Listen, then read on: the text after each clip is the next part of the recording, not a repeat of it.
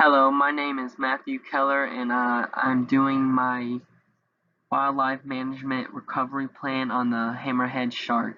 More specifically, the smooth hammerhead shark, Spirina zygina. I chose this unique organism because of its identifiable, unique shape, um, and also its water ecosystem that it lives in.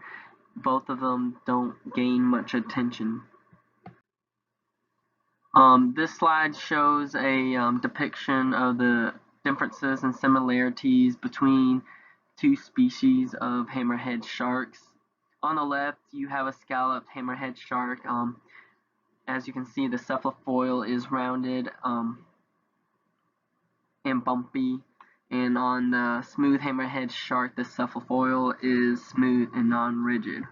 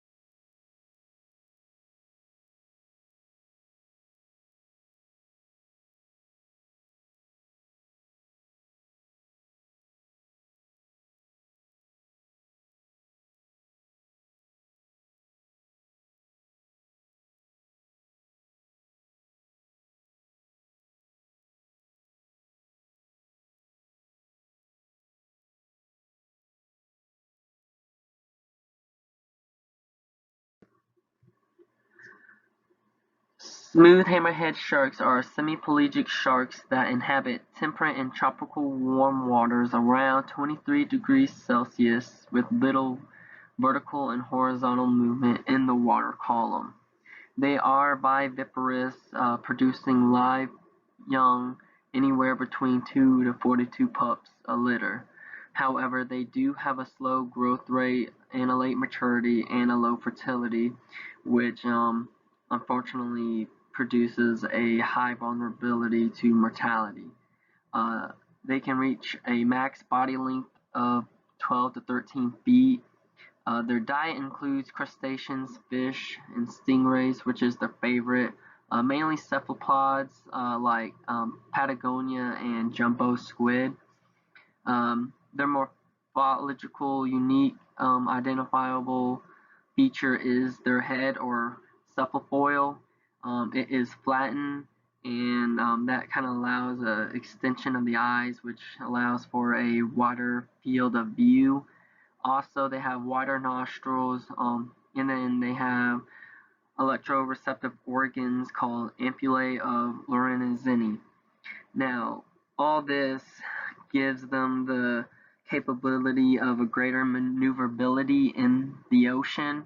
Um, and as you can see on the right, this is a study shown on behavior habits that hammerhead sharks and the smooth hammerhead shark goes up to a prey and like sideways approaches it, and then it quickly turns its head and arcs its body into a C shape, encapsulating the prey so it can't really escape. Also, this ampullae of Lorenzini allows the shark to detect any prey that is hidden or buried underneath sediment, and they do use their hammerhead to pin down prey and eat them. Now, it is sad that they are sinking to extinction, often caught as bycatch by longline fleets, often targeting swordfish and tuna. Also, they are part of people's cuisine, favored for their meat, such as fins, like fin soup. They often are caught and just definned and thrown back into the ocean alive and just sink to the bottom of the ocean to die painfully. Also, their waters are being polluted, so that's another problem. And these are all reasons why they are listed as vulnerable under the ICUN. However, they have gained international level protection under CITES Appendix 2, restricting any and all trade of these guys. Since they have tangled relationships with the tunas, the International Commission for the Conservation of Atlantic Tunas has prohibited any fishing vessels from retaining on board, transshipping, landing, and selling any part or whole carcass of hammerhead sharks of the family Sphaerenidae. Now, the recovery plan that I came up with, along with some research, is this. Try not to buy or eat anything shark related, such as finch soup or medicine that uses the shark cartilage. Also, eating shark, since they are the top of the food chain, can contain high amounts of mercury, which can be detrimental to your health. So it would be wise to change your diet. I believe limiting our ocean access could increase their population numbers, as well as any other species in the water populations to go up to. Well, if not that extreme, you can change the time of fishing to decrease overlap and longline fleets fishing and hammerhead shark habitat use. Some ideas to address these problems is a moratorium with penalties on shark fin trade, and a DNA test of fins that come in, like in the trade industry. Also, reasons to care is that they control prey from going out of balance, and they do act as scavengers as well and clean the bottom of the ocean. I think in the future, it's unpredictable, but as long as we keep doing what we're doing, it's only a matter of time before they reach endangerment and then extinction, even though they're listed as vulnerable right now.